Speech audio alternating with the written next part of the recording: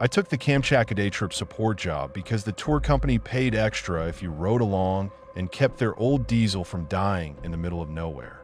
I packed spare filters, duct tape, and a box of cheap respirators, and my plan was to shadow 2 vans up toward the volcano viewpoint, fix whatever broke, then get everyone back to town before dark. I went because the main mechanic refused to breathe. That's sulfur shit. I kept my hands in my pockets because the wind burned them even in summer. We hit ash first, light at the start, a thin gray dust that made the windshield smear instead of clean. The wipers didn't clear it, they just spread it into a film so the road looked farther away than it was. The vans coughed but kept climbing. Tourists leaned out with phones like idiots, filming steam vents and calling it beautiful. I watched the temp needles and listened for that soft, choking whistle you get when a filter starts loading. Every time someone cracked a door for a photo, a gust shoved ash into the seats and straight toward the vents, and I could feel my mood rot. The climb took us in a broken rock where the wind cut sideways and sandblasted your cheeks. People complained about their eyes. I told them to stop rubbing, stop opening doors, stop acting like they were immune to physics. Nobody listened. The ash got thicker, then thinner again, like the volcano was breathing. I tried to keep the van spaced so if one stalled, the other wouldn't eat its bumper. The guide kept bunching them up for safety, which is hilarious when you're on a steep gravel road and one stall can turn into a pileup. Then we dropped into a shallow bowl between ridges where the wind died. The change was instant, like crossing a line. The smell changed from normal sulfur stink to a sweet, rotten egg punch that made my eyes water instantly. The air sat heavy there like it had weight. My throat tightened and the back of my tongue went numb. I took one breath and tasted metal like I'd bitten down on a coin. Tourists kept walking at first, and then you could see them start to fail in little ways. Slower steps, hands going to knees, heads turning like they couldn't focus. It wasn't dramatic at the start. It was just wrong. One tourist stepped off the trail for a photo and went down on one knee like someone cut his strings. He tried to stand, failed, and started clawing at the ground, gagging. Another woman followed him to help and staggered too, wobbling like she was drunk. Nobody understood why their legs stopped working. They started panicking, which makes you breathe deeper, which makes you take in more of whatever was pooling there. People looked around for something to blame. They stared at the steam vents, at the rocks, at me, like I'd brought the bad air in my toolbox. I yelled for everyone to back up. Nobody listened fast enough. The guide waved people forward like it was a fear issue and not a chemistry issue. I ripped open my respirator box and started shoving masks into hands. Plastic crinkled, straps snapped, and half the group fumbled like their fingers didn't belong to them anymore. A man ripped his off because it felt claustrophobic and immediately started heaving, face turning gray under the ash dust. I shoved the mask back at him, and he tried to push me away, eyes wild like I was the enemy. I shoved harder and pointed uphill. I ran into the bowl with my own mask on, grabbed the first guy by his jacket, and dragged him uphill. His body was dead weight.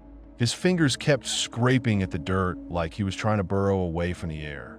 Halfway up, my own head started to float, like the landscape tilted. I tasted metal again, stronger. My legs wanted to quit. I forced them to keep pumping because stopping meant joining them. I got him into the wind again, and he coughed hard enough to fold in half, spit stringy foam, and then try to crawl away on hands that barely worked. I went back down for the woman. She kept trying to stand and failing, and every failed try made her suck in another deep breath. I hooked my arm under her and hauled. My hands shook and my calves burned, and I could feel the stupid panic rising in my own chest. The animal part of me saying, "Leave them, save yourself." I didn't. I just kept moving because if I stopped to think, I'd freeze. When we hit the windy edge, she started sobbing without sound, just tears and shaking shoulders.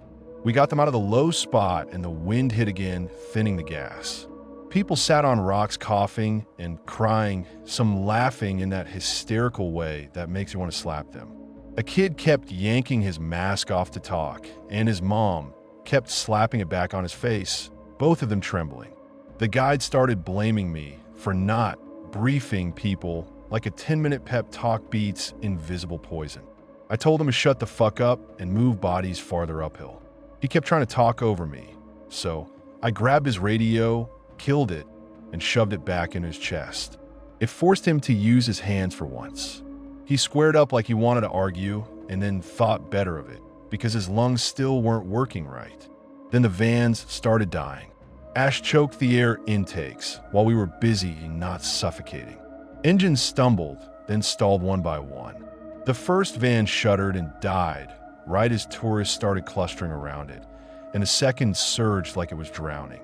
The guide started screaming at me like I'd caused the volcano. I snapped back and told him to shut the fuck up and start helping me swap filters. I popped the hood and got blasted with hot dust.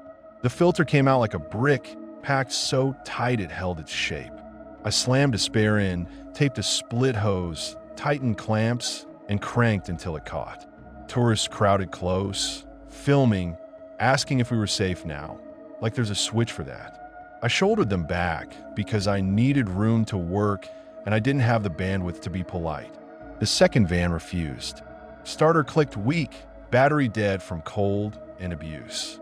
The guide wanted to leave the broken van and cram everyone into one. Too many bodies, too much weight, bad road. People started arguing, yelling, pushing. The off-trail photo guy, still coughing, pointed at me and started blaming me for not warning him properly. I told him he'd been warned by every sign in the world and still stepped off the trail anyway. He stepped toward me like he wanted to make it physical. I shoved him back. He stumbled, and for a second I thought he'd drop in another low spot and we'd be dragging him again, and I got so angry I tasted that metal all over. I made the call. Split the group, send the healthiest in the running van, keep the weak with me and the broken van until I could force it to breathe again. The guide said I was abandoning people. I told him he was useless. He tried to load the running van past safe weight anyway, because he didn't want to be left behind with the mess. I blocked the door and he shoved me.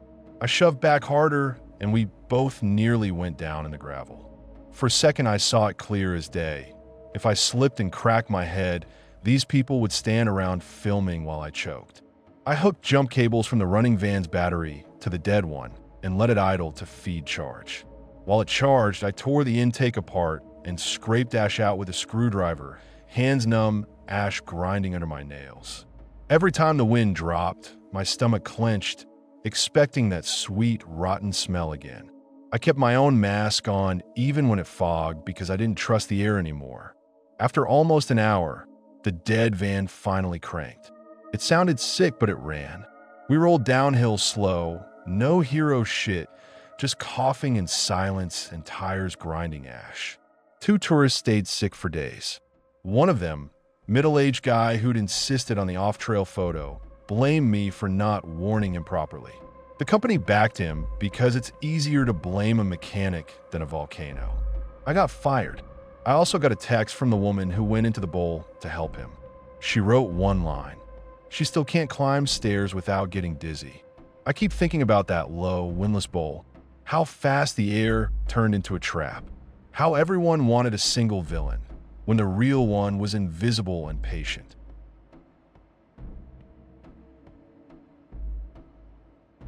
I went to Kamchatka as a camp cook because the expedition needed someone to feed volcanologists, and I needed money that didn't come from a city job.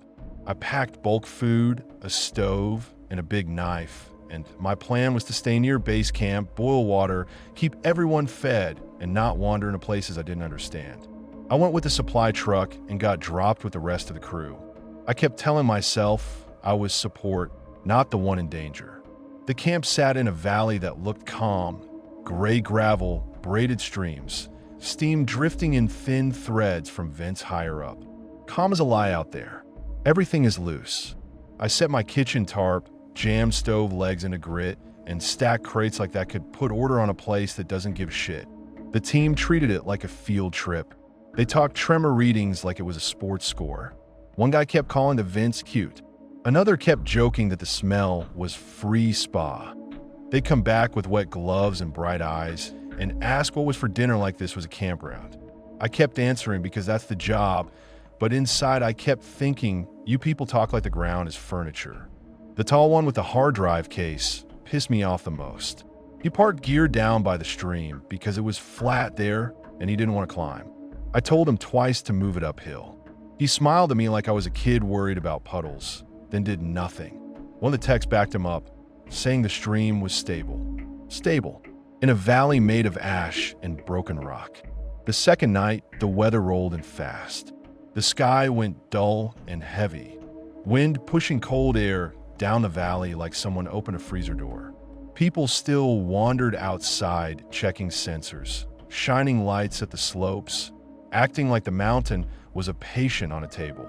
I cooked anyway because it was the only thing that felt normal.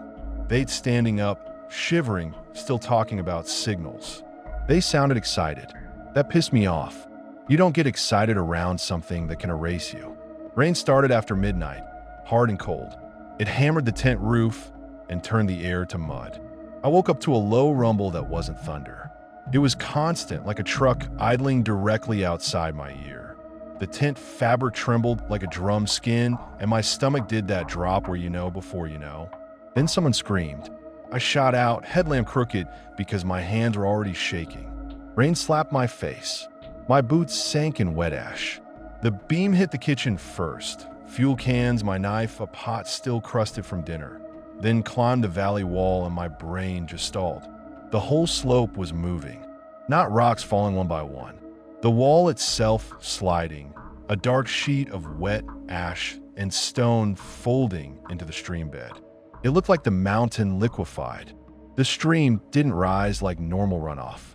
It jumped, brown and thick, and stopped being a stream. It became a lahar, a mud flow, pushing down valley like it had weight and intent. Trees came in sideways, slow at first, then spinning, then gone. The noise was grinding and ripping in a low, wet roar like the valley chewing. People ran. Some froze. A couple stumbled out half-zipped, barefoot, yelling names. The older scientist tried to start giving orders, waving his arms like he could direct gravity. Nobody listened because nobody could hear straight. I grabbed the nearest person and hauled them toward higher ground. They yanked back to look behind them, like staring could fix it. I shoved them again, and they finally moved. That's when I saw the hard drive guy sprinting back toward the equipment pile by the stream. I screamed for him to leave it. He didn't even turn his head. Another tech went with him, clutching a case like it contained oxygen.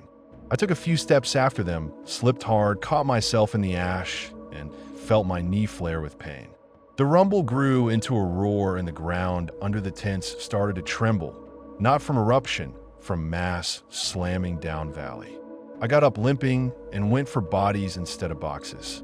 I grabbed a younger kid by the collar and dragged him toward the ridge. He fought me, cussing, slipping, like being dragged was an insult. My knife slapped my thigh with every step. The lahar was already eating the low ground. It took the kitchen tarp first. Poles snapped. Fabric whipped once and vanished. Fuel cans started bouncing like toys.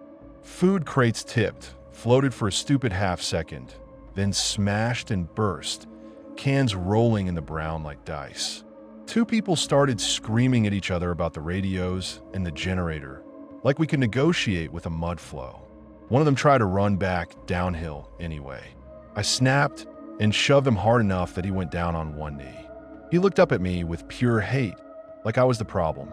Then the roar got louder and he scrambled uphill without another word. I swung my headlamp toward the stream and saw the hard drive guy one last time. He was waist deep already, legs pinned, arms flailing like he could swim through sludge. The float grabbed him and rolled him under like laundry. Quick, mean, no last-second miracle. He was there, then not, and the lahar didn't even change shape. The mud didn't care who he was, what he'd measured all day, what he planned to publish. It just folded him in. We clawed up onto a ridge of broken rock, soaked through coughing grit. People piled in, grabbing each other for balance, headlamps cutting harsh tunnels through rain. We counted. We counted again. Someone blamed the camp placement. Someone blamed the forecast. Somebody blamed me, the cook, for not waking people sooner, like I had a siren in my pocket. I told them to shut the fuck up and look. The camp was gone. Tents, generator, kitchen, bags, all of it getting smeared down valley. A sleeping pad bobbed up and spun.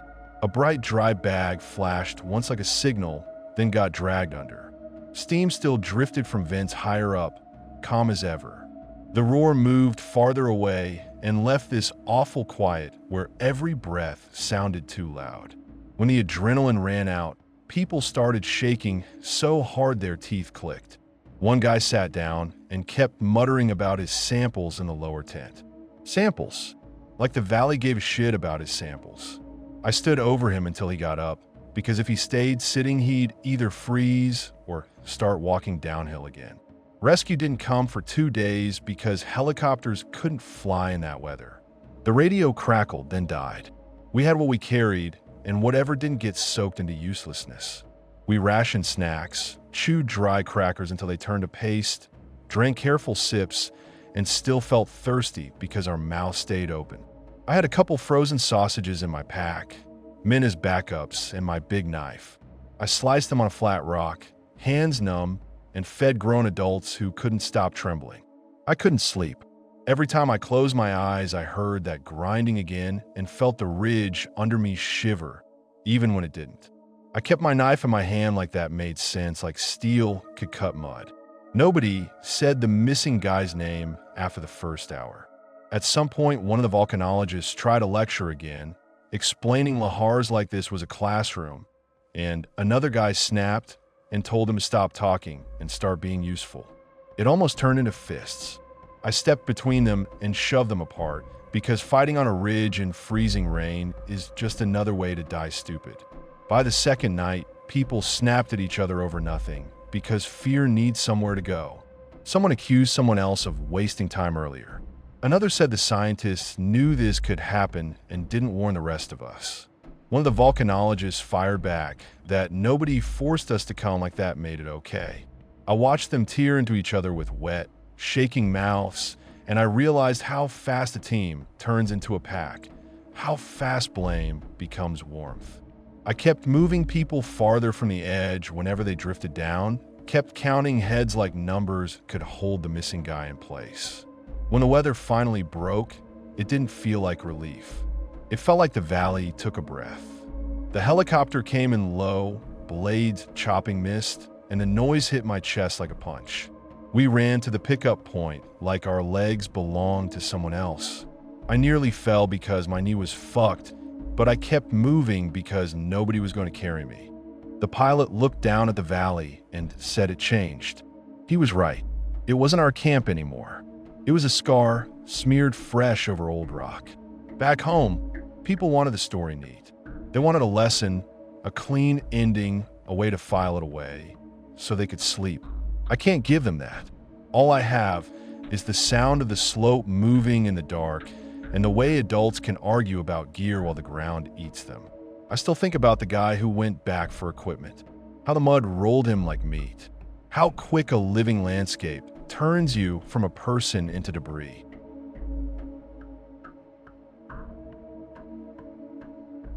I flew to Kamchatka because I wanted portfolio shots, and the guide company offered a cheap drop at a volcano trailhead if I carried my own gear. I packed a camera, a tripod, bear spray, and freeze-dried food, and my plan was to hike a ridge, camp one night, shoot sunrise steam vents, then hike back to the pickup point. I went alone because I'm stubborn and broke. I kept my lens cloth in my mouth because the wind kept stealing it from my pocket. The guide company pitched it like it was normal, light service, self-supported, and I nodded like I wasn't basically paying to be abandoned on a pile of rock. At the office, they shoved a waiver at me and talked fast. One guy kept tapping my bear spray like it was a joke prop. I wanted to tell him to shut the fuck up, but I needed the discount, so I swallowed it and signed. They drove me out in a beat-up van that smelled like cigarettes and wet dog. The driver dropped me at a patch of gravel with a faded marker and didn't even kill the engine. He pointed, grunted, and rolled off like I was trash he didn't want in the cabin. The silence hit hard after that van noise died. It wasn't peaceful. It was empty in a way that made my stomach tighten. The first day went clean. Sulfur smell, distant rumble, wide, empty land that made me feel small in a good way. I moved steady, tried to keep my pace boring. I kept telling myself the whole point was the ridge, the vents at sunrise, the clean frames nobody else had, because most people don't bother going out there alone with a heavy pack. The ground kept changing under my boots. Hard rock, soft ash that slid, patches of crusted snow that held until they didn't. The wind kept trying to peel my hat off and slap my hood in my eyes. I stopped a few times to drink and eat, and every time I stopped, my brain started making up problems. You're too far. You're underprepared. Your phone is dead weight. Your map is garbage. I argue back with myself because that's what I do. I don't listen until something forces me. I saw fresh bear scat on the trail and told myself a spray was enough. It's always enough until it isn't.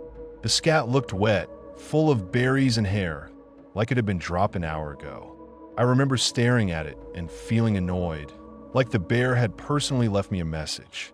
I checked the wind, checked my holster, checked the can like that meant anything. I even practiced pulling it out and flipping the safety with my glove. My fingers already felt clumsy from cold and sweat. I should have turned back then. I didn't. I kept going because I've flown too far and spent too much, and I hate wasting anything, even my own safety. Near dusk, I spotted the bear in a gray valley below, big brown, moving slow between rocks like it owned the place. I froze. The thing was huge in a way photos don't capture. It wasn't cute. It wasn't majestic. It was just heavy and real and built for killing. I stayed upwind, kept distance, set on my tripod because my brain is apparently defective. I told myself one quick shot, then I'd move. I told myself I was far enough. I told myself it didn't even know I was there. My hands moved on autopilot, tripod legs out, camera on, lens cap off, frame, click. I felt that stupid thrill of being close to something dangerous, like I was earning the story already.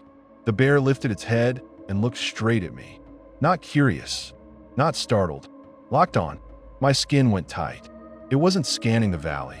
It wasn't sniffing and wandering. It was looking at me like I was the only thing worth tracking.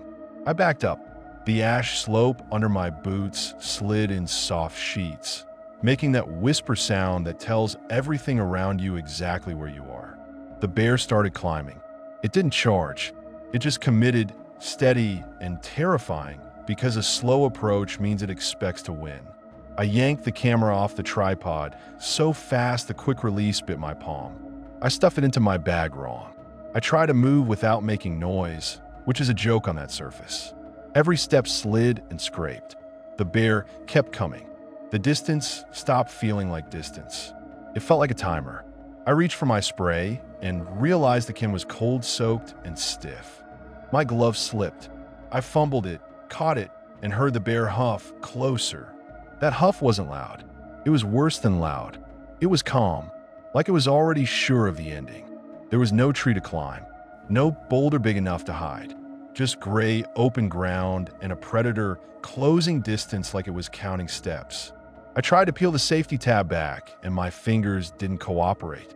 I swore loud like a moron. I wanted to make myself big, scream, do the whole textbook routine, but all I could think was, if I fuck this up, I'm just meat on a hillside. I had one stupid option, my food. I tore open a freeze-dried pouch and threw it. The pouch skittered and tumbled. The bear didn't break. I threw another. Nothing. It kept coming, eyes fixed like it wasn't hungry. It was offended. I could feel my heartbeat in my throat. I took a step back and my boot slid and I almost went down. That's when I understood how fast it would be if I fell. It wouldn't be a fight. It would be a correction. My camera bag sat open by the tripod. Inside was the only meat smell I had left, a sealed bag of smoked fish I'd brought as a treat. I yanked it out, ripped it open with my teeth, and flung the fish hard downhill. I didn't aim. I just threw it with everything I had. The bear finally veered just a little, nose tracking the smell. It dropped to all fours and sprinted the last few meters to the fish like a switch flipped. That sudden speed made my stomach drop. It wasn't lumbering. It was fast, low, direct. I used that moment to run up slope, lungs tearing, boots sliding. I didn't run clean. I half fell forward, caught myself, kicked dash, slipped, kept going. My pack bounced and tried to pull me backward. My throat burned. I kept expecting the impact on my back, the weight, the claws. I hit a rocky lip and scrambled up like an animal. I didn't stop until my legs forced me to. I made it to a rocky lip and looked back. The bear was eating, but not the fish anymore. It had found a fox, small, red, unlucky, pinned under a rock crease I hadn't even noticed. The bear tore into it like paper. The fox kicked twice and went limp. Blood steamed on ash like it was boiling. The fish lay ripped open and ignored like it wasn't even the point. I stood there with my spray in my hand, finally ready, and realized how useless it was now. The bear didn't need me anymore. It had something better, something alive, something trapped. I vomited behind a boulder and kept moving, because watching doesn't help anything. My hand shook so bad I couldn't even clip my pack right. The buckles kept slipping. My fingers kept missing. I started getting mad at myself, really mad, like anger could rewind time. I kept thinking I did that. I threw the fish, I made the bear sprint, I made noise, I pulled attention into that valley. Maybe the bear would have found the fox anyway. Maybe not. I'll never know, and that maybe is what keeps gnawing at me. I kept hiking, not because the route demanded it, but because stopping felt like inviting the bear back into my story. Night on that slope was brutal. The wind cut through everything. My headlamp beam started to look weak and tired, like it wanted to quit. Every rock looked like a shape crouched wrong. Every hiss of steam sounded like something breathing. A few times I heard stone clack behind me and my body reacted before my brain did. I whipped around with the spray up, thumb half on the trigger, and saw nothing but my own messy tracks and loose ash sliding downhill. I kept telling myself the bear had food. It had the fox. It would stay. Then my mind replayed that first look it gave me, locked on, and I couldn't trust anything. I kept moving until my legs felt detached. I tripped once and slammed my knee hard enough to make me see white. I didn't even check it. I just cursed and limped harder. I drank water too fast and it sat cold in my gut. I chewed a bar and cracked something in my tooth and swallowed the pain with it. The whole time, the worst part wasn't the cold or the exhaustion. It was the thought that I just taught a bear a simple rule: approach a human and food appears. That's what people mean when they say a fed bear is a dead bear. And I used to roll my eyes at that line because it sounded like a slogan. Out there, it wasn't a slogan. It was a straight-up math problem with blood in it. When the sky finally lightened, it didn't feel like relief. It just meant I could see how exposed I'd been the whole time. I kept scanning the ridges behind me, expecting to see a dark shape pacing my line. I never saw it. That didn't make me feel better. It made me imagine it watching from somewhere I couldn't see. I pushed to the pickup point like it was the only real thing left. When I finally got there, I looked like shit. My clothes were stiff with sweat and ash. My hands looked gray. My mouth tasted like vomit and fish. At pickup, the guide asked if I got my sunrise shots. I nodded, because explaining the truth would make me sound insane. I survived by teaching a bear that food would appear when it approached me. I trained it with fear and convenience. I left a valley with one less fox in it, and I can't pretend that doesn't count as cruelty.